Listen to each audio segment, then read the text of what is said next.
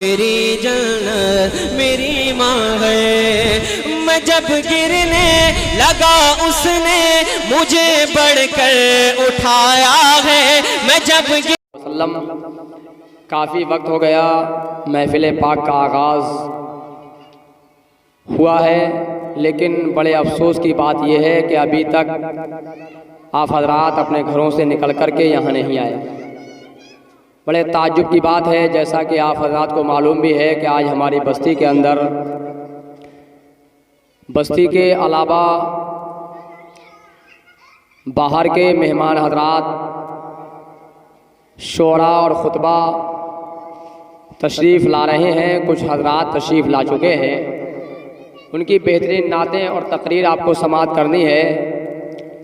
लेकिन असल बात यह है कि हम इसीलिए बोल रहे हैं ताकि आप हजरात जब हमारे मेहमानों का नंबर आए तो आप सारे लोग यहाँ मौजूद हों। लिहाजा आप देर ना करें, बल्कि फ़ौरन जनाब इकराम अली मामू के मकान पर तशरीफ़ लाएँ, महफिल पाक में शिरकत फरमाकर सवाब दारैन हासिल करें और मैयत मरहूम के लिए दुआए मग़फ़िरत करें। अब जहाँ तक मेरी आवाज़ पहुँच रही है, कोई भी हजरात चौराहे पर या फिर अपने घर पर बैठा हुआ बातें ना करे, बल्कि फ़ौरन महफिल पाक के अंदर तशरीफ़ लाकर महफिल पाक में शिरकत करके सवाब दारैन हासिल करें और मैयत मरहूम के लिए दुआए मग़फ़िरत करें। एक मरतबा और दुरूद पाक पढ़ लीजिए। अल्लाहु रब्बु मुहम्मदिन सल्लल्लाहु अलैहि वसल्लम नहनु इबादो मुहम्मदिन सल्लल्लाहु अलैहि वसल्लम सल्लल्लाहु तआला अलैहि वसल्लम। थोड़ी देर दो चार बातें आपसे करनी है, उसके बाद आप देख रहे हैं वक्त काफ़ी हो चुका है और अभी आपको मालूम है कि तहसीनी मस्जिद के इमाम साहब वो भी तशरीफ़ ला चुके हैं। क़ादरी जामा मस्जिद के इमाम साहब वो आने वाले हैं और वहीं पर हमारे और आपके साबिक़ इमाम हज़रत मौलाना अब्दुल लतीफ़ साहब वो भी आने वाले होंगे। लिहाजा इन तमाम हज़रात के आपको बयानात और बेहतरीन अंदाज में नातो मनक़बत सुननी है। वहीं पर आप देख रहे हैं बेगमपुर की मस्जिद के इमाम हज़रत अल्लामा मौलाना मुफ्ती रियासत साहब क़िबला, वो भी मिंबर नूर पर जलवावार हैं। बेहतरीन आवाज़ के ये मालिक हैं। आप हज़रात इनकी बेहतरीन नाते पाक सुनेंगे। ये समझ लें कि अगर ये बहुत बड़े शायर नहीं हैं तो किसी शायर से कम भी नहीं है, समझ रहे हैं आप। लिहाजा आप हजरात मोहब्बत के साथ बैठें और आप सुनेंगे हजरत को तो दिल बाग बाग हो जाएगा। और हकीकत बात यही है कि ऐसे ही लोगों की नातो मनक़बत भी सुनना चाहिए। हकीकत बात है बेहतरीन आलिम भी हैं और अल्लाह का शुक्र है बेहतरीन मुफ्ती भी हैं माशाअल्लाह हैं। हाँ, इस साल ये मुफ्ती का कोर्स कर रहे हैं जो कि मुकम्मल हो जाएगा, बस 3-4 महीने की बात है। बेहतरीन मुफ्ती भी और माशाअल्लाह बाअमल भी हैं और बेहतरीन इंसान भी हैं, जिनको आप अपने माथे की निगाहों से देख रहे हैं। ज़रा मोहब्बत से बोलें सुभान अल्लाह। 2-3 शेर समाअत करें, उसके बाद इंशाअल्लाह थोड़ी देर में आपसे थोड़ी सी गुफ्तगू करूँगा, फिर इन हजरात के हवाले मैं कर दूँगा और इनको आपके हवाले कर दूँगा। मोहब्बत से बोलें या रसूल अल्लाह। मुफ्ती आज़म हिंद अल्लाह रहमत व रिज़वान के लिखे हुए 2-3 शेर समाअत करें। हबीबे खुदा का नज़ारा करूँ मैं, हबीबे खुदा का नज़ारा करूँ मैं, हबीबे खुदा का नज़ारा करूँ मैं, हबीबे खुदा का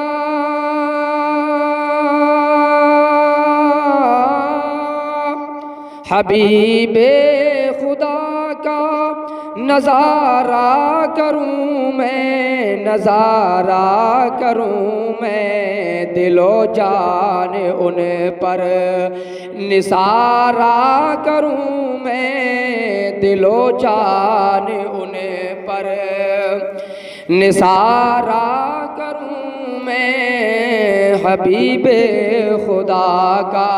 अच्छा आप देखिए, ये बात सुनो, थोड़ी देर खामोश हो जाओ। देख मुझे पता है कौन कौन बोल लिया करते, खामोशी से बैठ जाओ।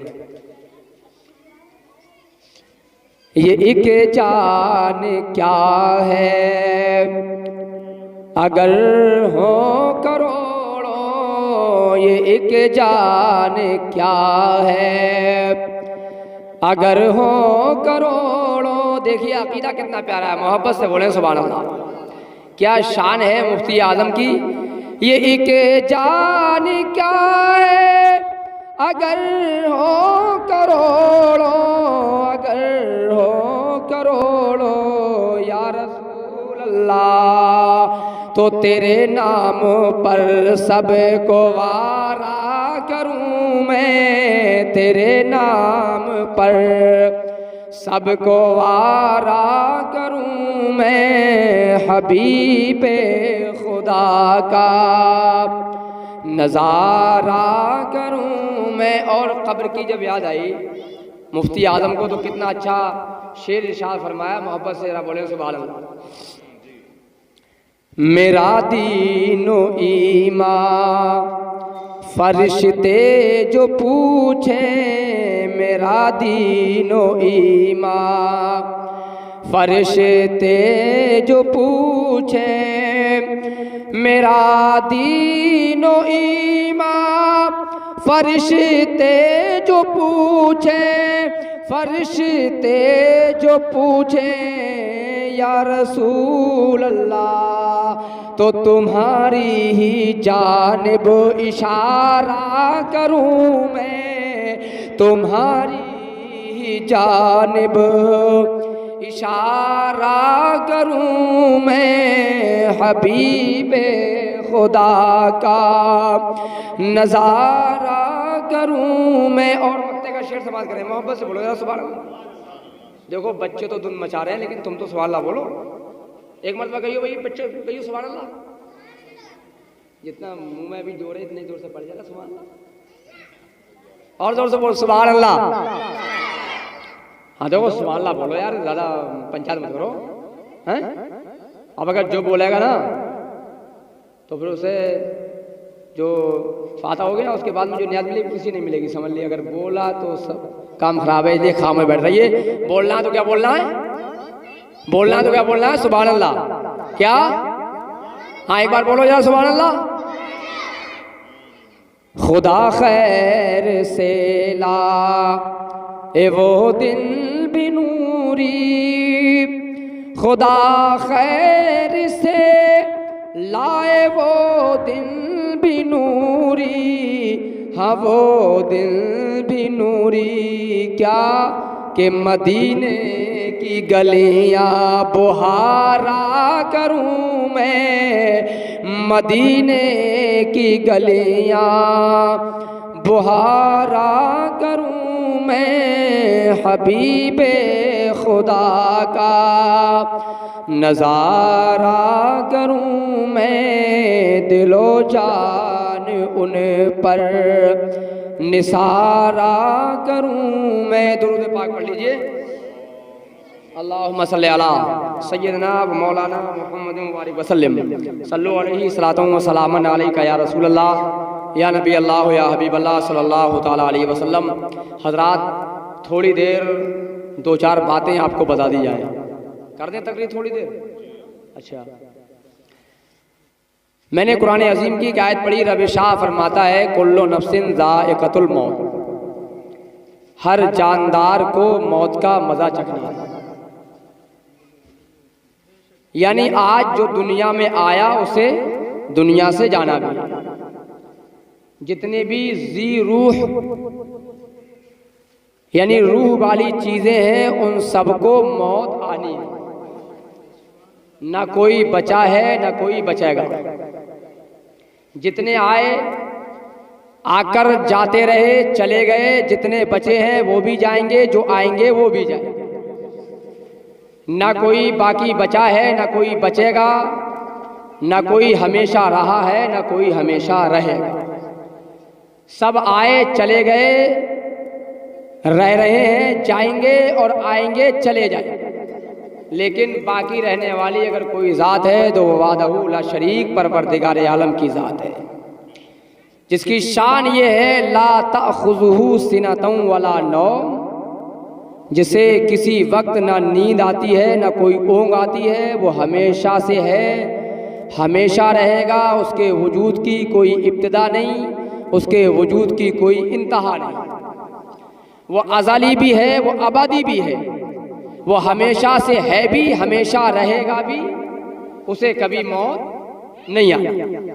बाकी उसके सिवा जितनी भी मखलूक़ात को रब्बे कायनात ने पैदा किया, चाहे वो दुनियावी मखलूक़ात हों या फिर आलमे मलकूती मखलूक़ात हों, सबको दुनिया से जाना।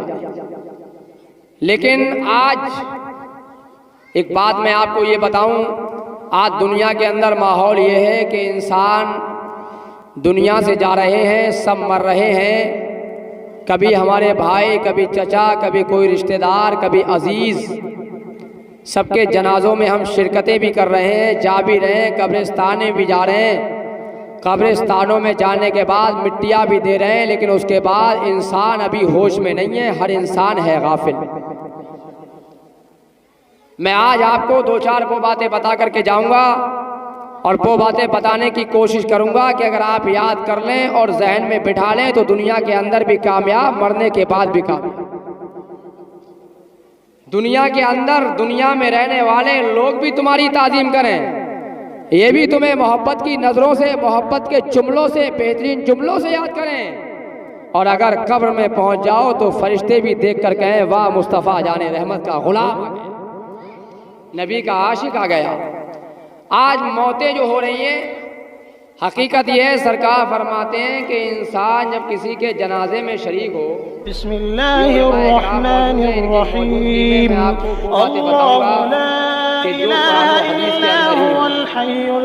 और इनकी तस्दीक होगी तो इंशाअल्लाह मोहर भी लग जाएगी, क्योंकि ये सब मुझसे बड़े हैं, मैं इन सबसे छोटा हूँ।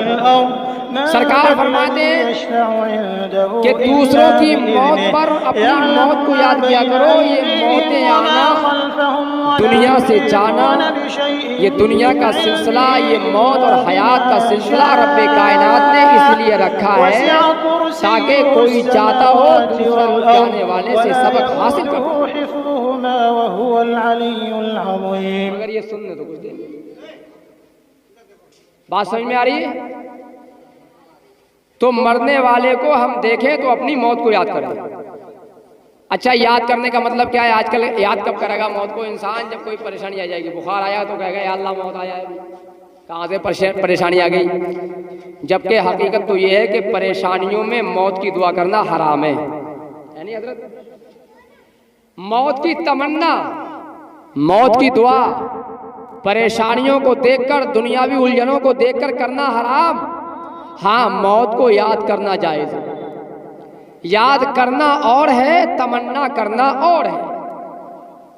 याद किसे कहा जाता है? याद का मतलब यह है कि अल्लाह जब मुझे मौत आएगी तो मैं कब्र में जाऊंगा, मौत आएगी फरिश्ते सवाल करेंगे, मौत आएगी लोग मेरा जनाजा लेकर के कब्रिस्तान जाएंगे।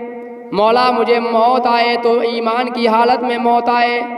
ये तमाम तमन्नाएं, ये मौत की तमन्ना नहीं है, ना मौत की आरज़ू है, बल्कि ये मौत को याद करना है जो जायज़ है। और तमन्ना करना कि अल्लाह मुझे मौत अभी आ जाए, परेशानी हो गई, सर में दर्द हुआ, बुखार आया, तकलीफ़ हो गई, तो परेशानियों में मौत की तमन्नाएं करना, या अल्लाह अभी मौत आ जाए, अभी झगड़ा कट जाए, अभी तमाम झंझटें ख़त्म हो जाएं। ये तमाम जुमले बोलना, ये तमाम बातें करना हराम है, हराम है, हराम। तमन्नाएं करना मौत की ये हराम, मौत को याद करना जायज़ है। लेकिन आज मौत को याद नहीं किया जाता। कसम वादा शरीक की अगर मौत को याद किया जाता तो मस्जिदें खाली नजर नहीं आती। अगर मौत को याद किया जाता तो आज मस्जिदों के अंदर से जो आवाज़ें आ रही हैं कि नमाज पढ़ने के लिए आओ, किसी इमाम को ज़रूरत ना पड़ती कि कोई इमाम तुम्हें नमाज पढ़ने के लिए बुलाए, है नहीं हज़रत? अगर मौत को तुमने याद किया होता तो आज मसाजिदों के इमामों को इस बात की ज़रूरत ना पड़ती कि भाई सलात भी हो गई, अज़ान भी हो गई, फजर के वक्त भी कह रहे हैं जोहर में भी कह रहे हैं, जुमा में भी ऐलान कर रहे हैं कि आओ नमाज पढ़ने के लिए। बल्कि अगर तुम्हें अपनी मौत अगर सामने नजर आती, अगर तुम अपनी मौतों को याद किए होते तो कसम वादा उला शरीक की तुम्हें बुलाने की जरूरत ना पड़ती। इसलिए कि मौत को याद करने वाला जो खुदा का बंदा होता है, जो अपनी मौत को हमेशा याद रखता है, उससे नमाज पढ़ने के लिए कहा नहीं जाता है, बल्कि नमाज के वक्त जब होता है तो मस्जिद में हाजिर होता है। ये नबी के गुलाम की शान है। तो नबी का पक्का गुलाम कौन है कि जो नमाज के वक्त बुलावे से ना जाए बल्कि खुद ब खुद चला जाए। भाई अजान की आवाज़ आए तो हजरत मस्जिद में होना चाहिए। ये है मौत को याद करना।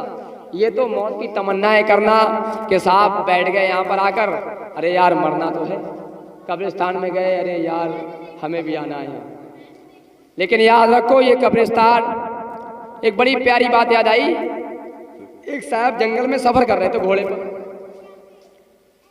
चलते चलते एक जंगल के अंदर पहुंचे। बेआवाज जंगल था, दूर दूर तक कहीं कोई बस्ती नजर नहीं आ रही थी। जंगल है, वहां एक इंसान मिला, इंसान को रोका और उससे पूछा, कहा क्या भाई यहाँ कोई बस्ती है जिसमें मैं क़याम कर सकूं, जहां ठहर सकूं? तो मिलने वाले ने कहा, बोले देखो वो सामने जो बागात नजर आ रहा है, जो सामने जगह नजर आ रही है, उसी जगह को बस्ती कहते हैं, वही बस्ती है। ये घुड़सवार घोड़े पर सवार था, चलता गया, जो मकाम उसने बताया था, जो जगह बताई थी, वहाँ ये पहुँचा। वहाँ जाकर इसने देखा तो देख करके हैरान रह गया, परेशान हो गया। कहने लगा ये तो बस्ती नहीं है, वहाँ कब्रिस्तान थे। क्या थे? हाँ कब्रिस्तान था। ये खड़ा हो गया। खड़े होने के बाद सोचने लगा कि या अल्लाह, जो मुझे बता रहा था क्या वो पागल है या दीवाना, क्या वो मजनून है या कौन है? मुझे तो महसूस हो रहा है कि वो पागल है। मैंने उससे ये पूछा था कि बस्ती बता, लेकिन उसने मुझे बस्ती नहीं बताई बल्कि कब्रिस्तान का निशान बताया। या अल्लाह ये माजरा क्या है, ये मामला क्या है? उसने उस इंसान को वहीं छोड़ा, अपने घोड़े पर सवार हुआ, फौरन उसकी तरफ दौड़ने लगा। रास्ते में उसे पकड़ लिया, उससे कहने लगा कि ओ अल्लाह के बंदे, जरा तू ये बता दे, मैंने तुझसे सवाल क्या किया था? तूने सवाल को और मैंने सवाल कोई और किया था, तूने जवाब मुझे उसके अलावा दिया है। कहने लगा भाई तुमने सवाल क्या किया था? वो कहता है मैंने तुमसे पूछा था कि बस्ती कहाँ है। तो कहा मैंने कौन सा गलत बता दिया? कहा तुमने मुझे कब्रिस्तान का निशान बताया। क्या बताया? कब्रिस्तान। मैंने तुमसे पूछी थी बस्ती, वो बस्ती नहीं है। तो अल्लाह के बंदे ने क्या प्यारा जवाब दिया, कहा ओ नादान, तुझे मालूम नहीं है बस्ती का नाम, जो लफ्ज़ बस्ती रखा गया है उसका माना क्या है, मतलब क्या है? बस्ती कहते उसको है कि जहाँ जो इंसान आता है तो वहाँ से कभी जाता नहीं है, उसी को बस्ती कहा जाता है। अरे सुन ले ओ नादान, तुझे मालूम नहीं है दुनिया के अंदर गांव हो, शहर हो, कस्बे हो, उन्हें बस्ती का नाम नहीं दिया जाएगा, इसलिए कि वहाँ जो भी आया है उसे आना पड़ेगा। असल जो बस्ती है उसका नाम यही है, जो कब्रिस्तान है वो असल बस्ती है, जो यहाँ आएगा कभी कहीं जाएगा ही नहीं। इसलिए मैंने तुझसे कहा था कि ये बस्ती है, बस्ती नाम उसी का है, जो आ जाएगा वो कभी जाएगा ही नहीं। तो हकीकत बात ये है, जो असल बस्ती है वो क्या है? कब्रिस्तान। और हकीकत बात ये दुनिया में बड़े बड़े धुरंधर आए, बड़े बड़े पैसे वाले, दौलत वाले, हुकूमत और सरबत वाले, कुर्सी वाले आए, लेकिन सब चले गए। गए कहाँ? सब कब्रिस्तान। हज़रत शेख सादी रहमतुल्लाह ताला अलैह बड़े अच्छे अंदाज में इरशाद फरमाते हैं। उन्होंने इरशाद फरमाया, ऐ दुनिया में ज़िंदगी गुजारने वालों, तुम दुनिया में ज़िंदगी गुजार रहे हो। दुनिया में ज़िंदगी गुजारने वाले दो तरीके के लोग हैं, एक फ़कीर है और एक बादशाह है। अगर आप दुनिया की ज़िंदगी फ़कीर की देखोगे तो और मिलेगी, मालदार की देखोगे तो और मिलेगी। लेकिन आपने क्या अच्छा इरशाद फरमाया कि सुन लो, ये दुनिया के अंदर फ़कीरी, अमीरी और गरीबी का इम्तियाज़ तो है, लेकिन जब कब्रिस्तान पहुंचेंगे तो वहां बादशाह भी उसी कपड़े के अंदर होगा, फकीर भी उसी कपड़े के अंदर होगा, मालदार भी उसी कपड़े के अंदर होगा। याद रखो, जो दुनिया भर का बादशाह है वो भी हीरा तो जवाहरात नहीं ले जा सका, जो मालदार है वो भी अपनी दौलत के अंबार को बढ़ाना ले जा सका, जो फकीर है वो भी ना ले जा सका। वजह यह है कि दुनिया में खुदा ने पैदा किया है मरने के लिए, इसलिए दुनिया में जिंदगी गुजारते रहो, मरने का इंतजाम करते रहो। सही वही है जो दुनिया में दौलतें कमाता रहा लेकिन अपनी मौत को याद करता रहा। हकीकत बात यही है कि अपनी मौत को याद करो। और मरने के बाद क्या होगा? अल्लाह फरमाता है कोई भी जिंदा नहीं रहेगा। कुल्लु नफ्सिन जायकातुल मौत, हर जानदार को मौत आनी है, हर जानदार को मौत का मजा चखना है, दुनिया से जाना है। जब दुनिया से जाना ही है, जब हमें मरना है तो हमें मरने की तैयारियां भी करना चाहिए। आज हमारे बच्चे जुआ खेल रहे हैं, हमें ये मालूम ही नहीं है कि जब हम मरेंगे तो हमारी कब्र पर फादा कौन पड़ेगा। छोटा सा बच्चा है, याद रखो, आज माँ बाप के सामने मैंने इसी गांव का नजरिया देखा। छोटा सा बच्चा 10-5 साल का बच्चा माँ बाप के सामने फोटो हाथ में लिए हुए खेल रहा है, कभी उसके हाथ में ताश के पत्ते आ रहे हैं, बेटा खेल रहा है, लेकिन माँ भी नहीं कह रही है, बाप भी नहीं कह रहा है। याद रखो, एक वक्त वो आएगा कि अभी ये छोटा है। हज़रत शेख सादी फरमाते हैं कि छोटे से पानी के सुराख को बंद करना एक इंसान की ताकत से बाहर नहीं है, यानी एक इंसान की ताकत से या सुई के नाके से भी बंद किया जा सकता है, लेकिन जब वो बड़ा हो जाता है तो ऊंट और उसके बोझ को भी बहा ले जाता है? फिर किसी के बस की बात नहीं है। छोटी सी आज बात समझे आप, बच्चा है, अगर ये छोटा है और आपने इसको मदरसे के अंदर दाखिल कर दिया तो ये इसको कुरान की तालीम का असर होगा, तो इंशाअल्लाह बड़ा होकर भी कुरान पढ़ेगा। और अगर छोटे से छोटापन पे ही छोटा सा बच्चा, उसके हाथों में अगर आज फोटो है, माचिस के पत्ते होंगे तो कल को ताश के भी पत्ते होंगे। और माँ बाप को खूब मालूम भी होता है, उसके बाद भी अपने बच्चों को कहते नहीं हैं। याद रखो, आज अपने बच्चों को इल्मे दीन की तरफ राग़िब कीजिए। अगर जुआ और शराब से छुड़ाना है, बचाना है, तो मदरसों के अंदर पढ़ाइए। मस्जिद के इमाम साहब से कहो मदरसे के अंदर जाकर के अपने बच्चों का दाखिल कराइए, पढ़ाओ। कसम वदउल शरीक की ये बच्चा मदरसे के अंदर पढ़ेगा तो फिर कभी हाथ में ताश के पत्ते इसके नजर नहीं आएंगे। अगर हाथों में होगा तो कुरान का पारा होगा, हाथों में होगा तो मुस्तफ़ा जाने रहमत की सीरत की किताबें होंगी। और जब तुम मरोगे, मरना तो सबको है, और मरोगे, और हकीकत बात ये उलमा इकराम की जमात मौजूद है। आज मिसाल के तौर पर हम दुनिया चले जाएं, इमाम साहब फाता पढ़ दें, मस्जिद के इमाम साहब फाता पढ़ दें, मदरसे का गांव का कोई भी मौलवी फाता पढ़ दे, लेकिन जो सवाब खुद अपना बाप के लिए बेटा करता है उसकी शान ही कुछ और होती है। हकीकत बात है, हाँ, उलमा इकराम की मौजूदगी में बता रहा हूँ मैं आपको। यानी सबका सवाब एक तरफ, बेटे का सवाब एक तरफ। और अपने बेटों को जब आप इल्मे दीन की तालीम दोगे तो तुम्हारा बेटा तुम्हारे मरने के बाद कब्रिस्तान भी जाएगा। आज बहुत सारे लोग हुए हैं गांव के, मैंने देखा है, मैं कब्रिस्तान जाता हूँ तो मैंने देखा है बहुत सारे लोग तो वो हैं जो माँ बापों की कब्र, यानी 1-1 साल माँ बाप को दुनिया से गए हुए हैं, 1 साल सिर्फ, तो 1 साल के अंदर भी माँ बापों के कब्रों के निशान भूल जाते हैं, पता नहीं रहता माँ बाप की कब्र कहाँ है। अब जाके दूसरों से कभी पूछता है कि यार हमारी अम्मा की कब्र कहाँ है, हमारे अब्बा की कब्र कहाँ है, जब तुझे ही पता नहीं है तेरे अब्बा की कब्र तो तुझे और कौन बताएगा। ये वजह क्या है? वजह यही है कि हमने दुनिया के चक्कर में आकर आज माँ बापों को भी बुला दिया, घर वालों को बुला दिया, तमाम रिश्तेदारों अजीज व अकारिब को बुला दिया। हकीकत ये है कि बुलाया क्यों है? इसलिए बुला दिया कि ये बेटा अगर इल्मे दीन हासिल किए हुए होता तो अगर महीने में नहीं, हफ्ते में नहीं तो महीने में ज़रूर कब्रिस्तान जाकर के अपने बाप की कब्र पर फाता पड़ता, अपनी माँ की कब्र पर फाता पड़ता, अपने रिश्तेदारों की कब्र पर जाकर के फाता पड़ता। और याद रखो, जो बच्चा महीने में कब्रिस्तान जाता रहेगा, सालों साल गुजर जाएंगे, माँ बाप के कब्रों के निशान मालूम रखेगा। जो जाएगा ही नहीं तो उसे पता ही क्या होगा, माँ की कब्र कहाँ, बाप की कब्र कहाँ है, क्या मालूम उसे। जब तुमने उसे सिखाया ही नहीं, जब तुमने उसे बताया ही नहीं तो अब वो क्या जाकर के फाता पड़ेगा। अब तो बस घर पर फाता पढ़ाने के लिए इमाम साहब को बुलाना पड़ेगा, मदरसे के बच्चों को बुलवाना पड़ेगा। कोशिश ये करो कि इमाम साहब बाद में है, मदरसे के बच्चे बाद में है, गांव का कोई भी मौलवी, कोई भी आलिम, कोई भी मुफ्ती बाद में है। पहले अपने बच्चे को इस काबिल बना लो कि गांव के मदरसे का या मस्जिद का इमाम बाद में है। पहले अपने बेटे को बनाओ कि खुदा ताला हमारे बेटे को इस काबिल कर दे कि हम जब दुनिया से जाए तो हमारा बेटा हमारी कब्र पर जाकर कुरान अजीम की तिलावत कर सके, कुरान अजीम पढ़ सके, हमारा बेटा हमारी कब्र पर जाकर के हमारे लिए ईसाले सवाब। बात सही है ना? हाँ, तो अपने बच्चों को खुद पढ़ाइए। बहरहाल बात ये चल रही थी, दुनिया से जाना सबको है, मरना सबको है। एक बात मैं आपको छोटी सी बता दूं, उसके बाद अपनी बात को खत्म कर दूं। एक इमाम है बहुत बड़े अल्लाह के वली, एक किताब है उसके अंदर एक वाक़या लिखा है, हज़रत अबू सालेह मुर्सी रहमतुल्लाह ताला, ये अल्लाह के वली हैं।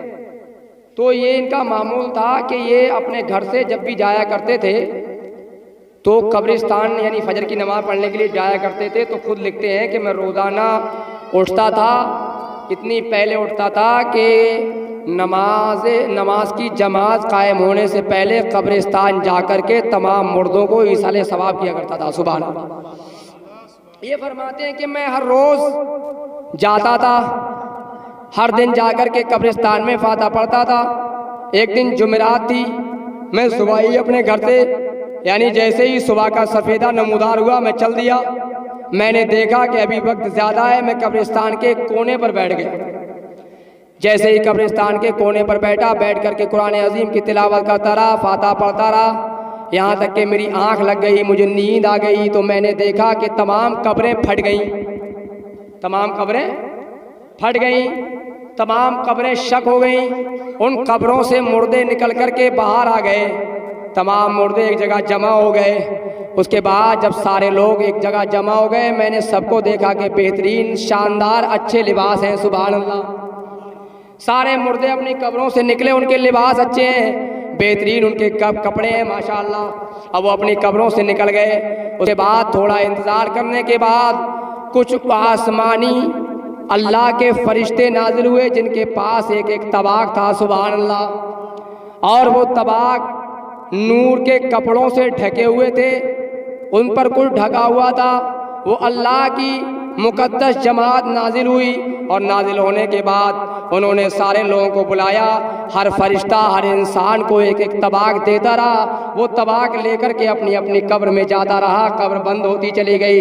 इसी अंदाज से मैंने देखा, बड़ा लंबा मामला था। सारे के सारे मुर्दे बाहर थे, सब अंदर चले गए। सब अंदर जाने के बाद अपनी अपनी कब्रों में बंद हो गए। मैंने देखा कि एक अल्लाह का बंदा है जिसका लिबास गंदा है, जिसका बड़ा लिबास परागंदा है, जो बज़ाहिर बिल्कुल यतीमों मोहताज मालूम होता है। अल्लाह अल्लाह। वो फरमाते हैं कि मैं उसको देखता रहा तो वो परेशान है, उसके पास कोई भी तबक लेकर के नहीं गया, वो तना बचा। मैंने उसको बुलाया, या फरमाते मैं उसकी तरफ गया, उससे पूछा कि ऐ मामला, ऐ बंदे, ऐ अल्लाह के बंदे, ज़रा तू ये बता, ये मामला क्या है जो मैं देख रहा हूँ, कि क़यामत आ गई?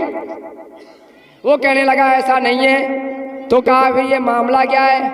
उसने सारा मामला बताया कि ये मामला ये है कि ये जो मुर्दे अपनी अपनी कब्रों से निकले थे, ये तो वही इंसान है जो दुनिया से आ गए और चले गए और आने के बाद यहाँ दफन हो गए। कहा फिर इनकी कब्रें फटी क्यों? तो वो बंदा कहता है कि फटी इसलिए कि इनके घर वालों ने, इनके माँ बाप ने, इनके रिश्तेदारों ने, इनके चाहने वालों ने जो पैसे मसाजिद के अंदर दिए थे, मदारिस के अंदर दिए थे, यानी ईसाले सवाब जो इनके लिए किया था, वो रब्बे कायनात ने इनके घर वालों का ईसाले सवाब नूरी तबक में इनके लिए हदियतन पेश फरमाया है। सुभान अल्लाह। ये हदिया है जो अल्लाह ने फरिश्तों के जरिए इन तक पहुंचा दिया, और ये सब ले ले करके अपनी कब्रों में चले गए। तो आप फरमाते हैं, मैंने उससे पूछा तेरा मामला क्या है, तेरा माजरा क्या है? वो कहने लगा कि कोई भी मेरे लिए इसाले सवाब करने वाला नहीं है। मेरी एक माँ थी, मैं उसके पेट से पैदा हुआ, मेरे बाप का इंतकाल हो गया, मेरा बाप दुनिया से चला गया। मेरी माँ ने दूसरा शौहर कर लिया, जहाँ उसे बेहतरीन मालो मता मिला, और वो मुझे भूल गई, कोई मेरा बेटा भी था। इस बात से, इस वाक़े से दो बातें पता चलती हैं। एक तो ये कि ये मुस्नद किताब के अंदर है, दूसरा ये कि ये अल्लाह के एक वली का कौल है। तो इससे दो बातें साबित होती हैं। एक तो ये कि मुर्दा मरने के बाद मरता नहीं है, बल्कि मरने के बाद भी जिंदा रहता है? आजकल के जो वहाबी कहते हैं कि जो मर गया वो मर गया, रसूल को माज़अल्लाह कहते हैं, हमारे नबी को कहते हैं मरकर मिट्टी मिल गए। अरे जब नबी का गुलाम जिंदा है तो नबी कैसे जिंदा नहीं होंगे? हैं? दूसरा ये कि मरने वाला अपने तमाम घर वालों को देखता भी है। कौन कहाँ है सब देखता है। देखो अब आपको पता चल जाएगा कैसे देखता है।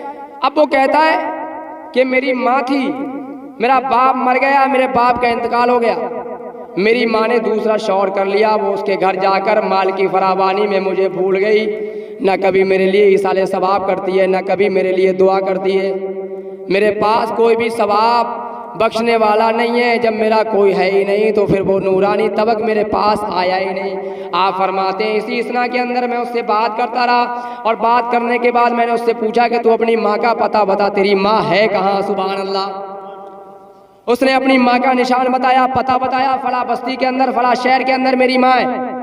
तो आपको पता चल गया और आपके ज़हन में ये बात आ गई कि मरने वाला ये भी देखता है कि मेरा बाप कहाँ है, मेरी माँ कहाँ है, सब उसे मालूम है। तो पता चल गया कि जब मरने वाला कब्र से देख रहा है, जब अल्लाह ने मिट्टी के अंदर उसकी आंखों में ये नूर दे दिया कि वो अंदर से इल्मे गैब और बाहर की बातें देख रहा है, तो एक आम मरने वाले का ये आलम है, तो नबियों के तादार का आलम क्या होगा, अहमद मुख्तार का आलम क्या होगा? जब एक आम इंसान देख रहा है कब्र के अंदर लेटा हुआ, बाहर जमीन पर ये देख रहा है मेरी माँ कहाँ है, मेरा बाप कहाँ है, मेरा भाई कहाँ है, मेरा घर वाला क्या कर रहा है, मेरी माँ क्या कर रही है, तो जब मुस्तफ़ा के उम्मती का ये आलम है तो नबियों के ताजदार का आलम क्या होगा, दोनों आलम के मालिक व मुख्तार का आलम क्या है?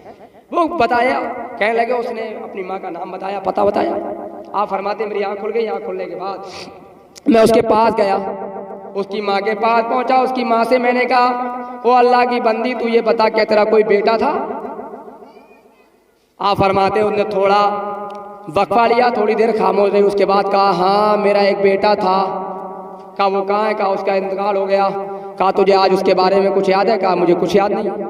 आप फरमाते हैं अल-मुख्तसर ये कि सारा वाक़या आपने बताया कि मैंने रात ये मामला देखा है, तेरे बेटे का हुलिया ये, तेरे बेटे का आलम ये है कि वो बड़ा जनाबे वाला, उसके पास कोई सवाब ज़ख़ीरा नहीं है, बड़ा परागंदा लिबास है, वो बड़ा मजबूर और लाचार है, तूने कभी उसके लिए इसाले सवाब नहीं किया। तो वो उसकी माँ कहती है हाँ वाकई बात यही है कि मैंने कभी उसके लिए इसाले सवाब किया ही नहीं है। तो कहा पता तू क्या कहती है? तो उसकी माँ ने 1000 दिरहम निकाले और आपको दे दिए। कहा ये मेरे बेटे की तरफ से सदका कर देना। सुभान अल्लाह, सदका कर देना। आप फरमाते हैं मैंने वो 1000 दिरहम उसकी माँ ने जो मुझे दिए थे, मैंने उस दिरहम को सदका कर दिया। फिर जब दोबारा मैं कब्रिस्तान पहुंचा, दूसरी जुमेरात आई, तो मैं जब कब्रिस्तान पहुंचा तो आज भी मामला वही था, आज भी माजरा वही था। तो कल तो मैं उस नौजवान के पास गया था, आज वो दौड़ा हुआ मेरे पास आ रहा है और कह रहा है अल्लाह के बंदे, तुम्हारा एहसान है कि तुमने जो भी किया है रब्बे कायनात ने उसके जरिए से मेरा बेड़ा पार कर दिया है। तुमने जो मेरी माँ से कहा है, जो मेरी माँ ने इस सवाब किया है, अल्लाह ने उसके जरिए से मुझे सवाब अता कर दिया है। रब्बे कायनात ने मेरी कब्र को भी सवाब से भर दिया है और अल्लाह ने नूरी तबक मेरे लिए भी अता। तो पता ये चल गया कि हम जब दुनिया से चले जाएं, जब मर जाएं, तो हाल ये होना चाहिए कि हम अपनी औलाद को छोड़ें, अपने बाप को छोड़ें, अपने भाई को छोड़ें, जो भी रहे वो ये काम ज़रूर करे कि हमारे लिए इसाले सवाब करता रहे। और जब हमारा कोई भी अजीज हमारे लिए इसाले सवाब करेगा तो उसका फ़ायदा हमें, सब बोलो, मिलेगा नहीं। अब बात आपकी समझ में आ गई होगी। हालांकि वक्त बहुत कम हो गया, रह गया है, वक्त बहुत ज़्यादा हो गया, वरना तकरीर तो मैं और भी सुनाता और बहुत सारी बातें हैं जो मैं आपको बताता। लेकिन अब ज़हन में ये बात रखो कि आज हम और आप यहाँ आए हैं, वजह यह है कि मरहूम छोटे मामू जो दुनिया चले गए उनके लिए इसाले सवाब करना है। जितना चाहो उनके नाम से मदरसे में पैसे दो, मस्जिद में दो, यतीमों पर खर्च करो, इसाले सवाब करो। जो भी आप दोगे जितना पैसा भी आप खर्च करोगे, 1 रुपया दोगे, 1000 दोगे, 10,000 दोगे, रब्बे कायनात उसी पैसे के जरिए से मरने वाले का बेड़ा पार कर देगा। तुम्हारा भी काम हो जाएगा, तुम्हारे मरने वाले का भी बेड़ा पार हो जाएगा, तुम्हें भी आराम मिलेगा, सुकून मिलेगा, तुम्हारे जरिए से तुम्हारे मरने वाले को कब्र में चैन मिलेगा। लिहाजा जरूरत है इस बात की कि जाने वाला तो चला गया। आला हज़रत ने इसी तरफ इशारा फरमाया था, जाने वालों पे ये रोना कैसा, जाने वाले नहीं आने वाले, आंखें रो रो के सुजाने वाले, जाने वाले नहीं आने वाले। जो चला गया वो चला गया, अब रोना नहीं है, अब गम नहीं करना है, परेशान नहीं होना है। अगर मर भी जाओगे तो कोई जाने वाला वापस नहीं आ सकता है। जरूरत इस बात की है कि आप उसके लिए वो काम करो ताकि उसे कब्र में आराम मिल जाए, कब्र में सुकून मिल जाए, और उसका जरिया है सिर्फ ईसाले सवाब। ठीक क्या है? ईसाले सवाब, ज़्यादा से ज़्यादा उनकी कब्रों पर जाना, उनके लिए फातिहा पढ़ना, ज़्यादा से ज़्यादा उनके लिए ईसाले सवाब कराना, उनके नाम पर महफिल पाक का इनेकाद करना, ये सब ज़रिया नजात हैं। रब्बे कायनात इन महफिलों के ज़रिए से और मदारिस व मसाजिद में खर्च करने के ज़रिए से, फातिहा पढ़ने से मरने वालों की बख्शिश फरमा देता है, उनके बेड़े पार कर देता है। रब्बे काबा शाह फरमाता है, कुल्लो नफ्सिन ज़ाइक़तुल मौत, हर जानदार को मौत का मज़ा चखना है। और अल्लाह के हबीब फरमाते हैं, जो मुस्तफ़ा जाने रहमत की मोहब्बत में दुनिया से गया, अल्लाह तबारक व तआला के फरिश्ते मलकुल मौत उसे जन्नत की बशारत दे देते हैं। फिर जब कब्र में पहुंचता है तो मुनकर नकीर भी उसे जन्नत की बशारत देते हैं। ये जो उनका एक बच्चा है, मेरी एक नसीहत है जनाब इकराम अली मामू से और जनाब साबर मामू से कि इनका एक जो छोटे मामू का लड़का है, अगर हो सके तो कम से कम इसे कुरान तो पढ़ा ही लेना, ताकि बेहतरीन कुरान पढ़ के ये अपने अब्बा के लिए ईसाले सवाब कर सके। और अगर हो सके तो इसे आलिम दीन या हाफिज कुरान बना दो, ताकि कल बरोज़ क़यामत ये भी ये कह सके कि मेरे वालिद आप मुझे छोड़ करके आए थे, मैं छोटा सा था, लेकिन रब्बे कायनात ने मुझे भी हाफिज कुरान बना दिया, आलिम दीन बना दिया। और अल्लाह ताला हो सकता है इसी के ज़रिए से, इसके कुरान पढ़ने की बरकत से, इसके ज़रिए से रब्बे कायनात जनाब छोटे मामू की बख्शिश व मग़फ़िरत फरमा दे, अल्लाह इसकी माँ की बख्शिश फरमा दे, मग़फ़िरत फरमा दे। लिहाजा इसे तालीम इल्म दीन दीजिए, मदरसे में भेजो।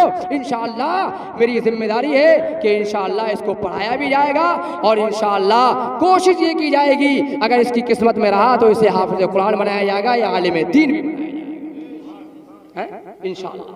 तो लिहाजा इसके लिए ज़्यादा से ज़्यादा अब ये कोशिश करें कि ये अगर जितना पढ़ जाएगा उनके लिए सवाब है। रब्बे कायनात हम सबको, अपने वालिदैन, अपने घर वाले, हमारे अजीज़ व अक़ारिब जो दुनिया चले गए, उनके लिए ईसाले सवाब करने की तौफ़ीक़ अता फरमाए। अल्लाह फरमाता है, कुल्लु नफ्सिन ज़ाइक़तुल मौत, हर जानदार को मौत का मज़ा चखना है। अक़ूलु क़ौली हाज़ा व अतूबु इलैहि व लकुम व लिस्साइरिल मुमिनीन। अस्सलामु अलैकुम।